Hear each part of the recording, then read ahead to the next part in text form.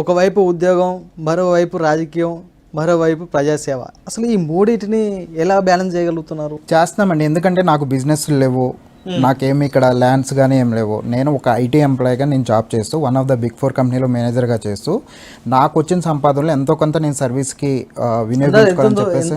ఎంత వస్తుండొచ్చు మీ సంపాదన? అది అంటే నేను చెప్పకూడదు, కాన్ఫిడెన్షియల్. బట్ వచ్చిన దాంట్లో నాకు ₹1 వస్తే దాంట్లో అట్లీస్ట్ ఒక ₹10 నేను ఏదైతే సర్వీస్ అనుకున్నానో దానికి నేను ఖర్చు పెట్టుకుంటూ చేస్తున్నాను. సో ఇప్పుడు నేను చేసేది ఉద్యోగం చేస్తూ నేను ఈ సోషల్ యాక్టివిటీస్ కానీ పార్టీ యాక్టివిటీస్ కానీ పార్టిసిపేట్ చేయడం జరుగుతుంది. అంటే మూడింటిని ఎట్లా బ్యాలెన్స్ చేయగలుగుతున్నారు? బ్యాలెన్స్ అంటే ఇష్టంగా చేస్తే ఏదైనా ఉంటుందండి. నాకు యాక్చువల్గా ఈ సర్వీస్ అనేది నాకు ఫస్ట్ నుంచి నాకు చాలా ఇష్టం. ఎందుకంటే నేను 2012 నుంచి నేను ఎప్పుడైతే నేను జాబ్ స్టార్ట్ చేశానో అప్పటి నుంచి ఈ సర్వీస్ అనేది నేను చేస్తూ ఉన్నాను.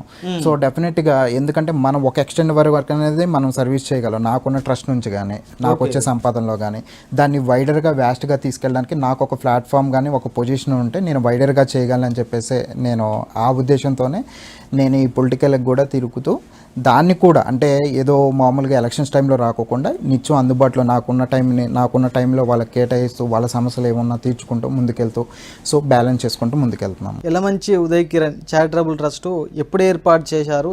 ఏర్పాటు చేయాలని ఆలోచన ఎందుకు వచ్చిందంటే ఏం చెప్తారు? ట్రస్ట్ అనేది ఎందుకు ఏర్పాటు చేశామంటే మేము ఇంతకు ముందు చేసామండి. మేము 2012 నుంచి మీకు చెప్పినప్పుడు చాలా కార్యక్రమాలు చేసాము. కానీ దాన్ని ఏంటంటే ఏదో మామూలుగా ఒక స్పెషల్ ఒకేషన్ కానీ ఏదన్నా వెళ్ళేసి ఒక ఆర్గనైజ్కి డొనేట్ చేయడం కానీ లేకపోతే పిల్లలకి ఏమైనా నీడ్ ఉంటే ఇట్లా నీడీ ఉన్న పీపుల్కి ఏదైతే ఉందో అవి చేసుకుంటూ వెళ్తున్నాము.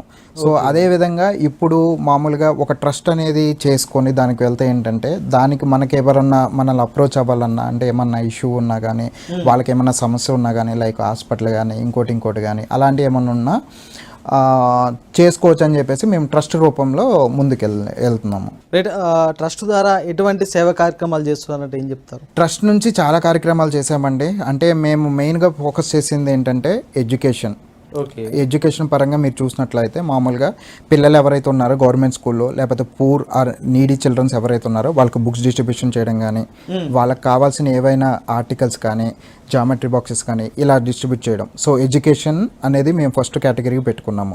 అదేవిధంగా ఎవరన్నా నీడీ పీపుల్ అంటే మెరిట్ ఉండి ఫీజులు ఏమన్నా చెల్లించడం అట్లా ఉంటే వాళ్ళని కూడా మేము మా తరపు నుంచి మా ట్రస్ట్ నుంచి మేము కొంత ఆర్థిక సహాయం చేయగలుగుతున్నాము.